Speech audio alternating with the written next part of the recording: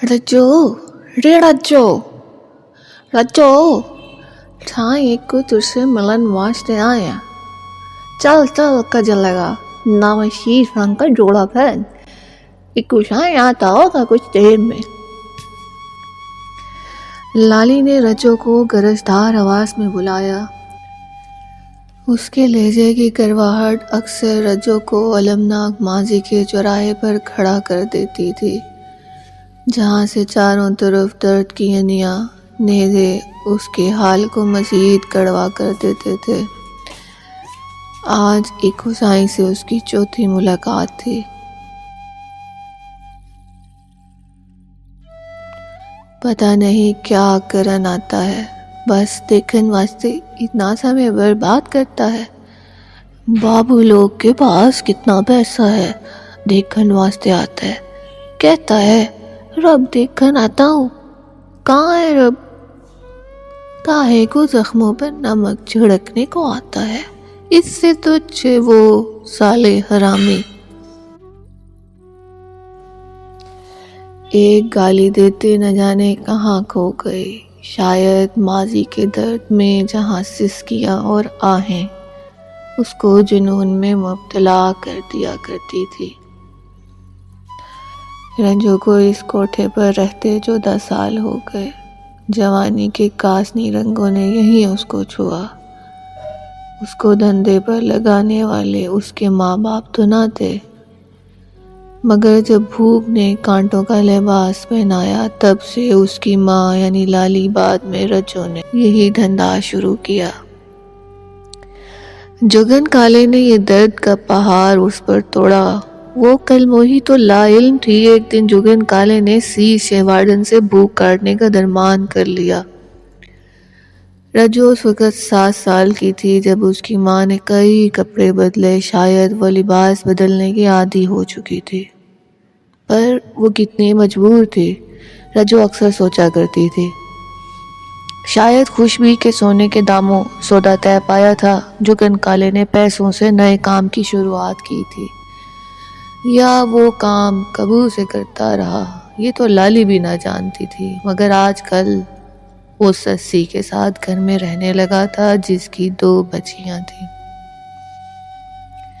रज्जो मोई रज्जो आ गई कुसाई। रज्जो मोई रज्जो आ गई कुसाई, अभी तक चुनरी ना बदली तूने। उसने बुरा सा मुंह बनाया, जैसे कि वो बूढ़ा उसको देखते देखते रात गुजार दिया करता था। कभी कभी उस ताका झांकी के ख्वाब से उसको उलझन होने लगती, मगर उसकी अब तक कहाँ चली थी।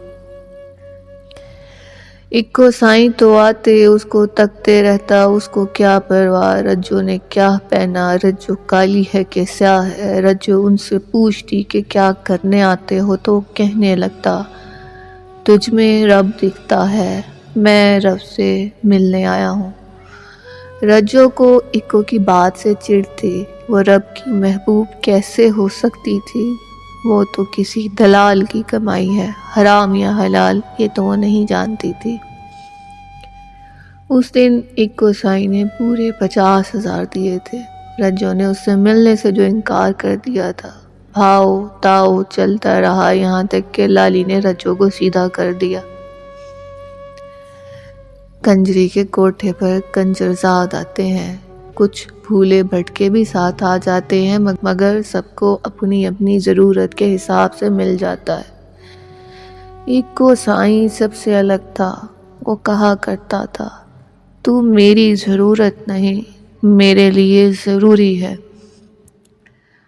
आज तो वो उसके आगे मुअद्दिब खड़ा था, जैसा कि वो 60 साल से ज़ायदुल उमर उसके आगे ऐसे झुका खड़ा जैसे किसी अफसर के सामने उसका असिस्टेंट।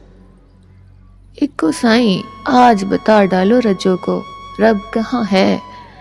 सीने में धड़कता है, ये दिखता है, ये बिलकता है।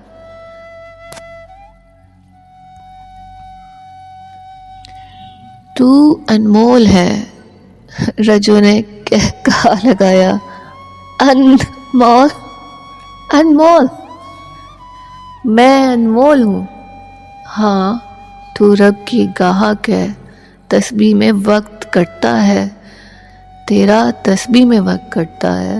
تو نے ہر خریدار کے لیے ایک دعا رکھی ہے کہ خرید کے بدلے وہ گاہک کو حلال و حرام کی تمیز دے جو تجھے حاصل نہیں، وہ کسی کے لیے لا حاصل نہ رہے۔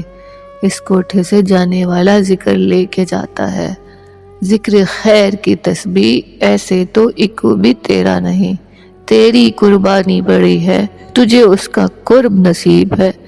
ایک کا جب دل چاہتا ہے رب کا دیدار کرے، وہ تیرا چہرہ دیکھن آتا ہے۔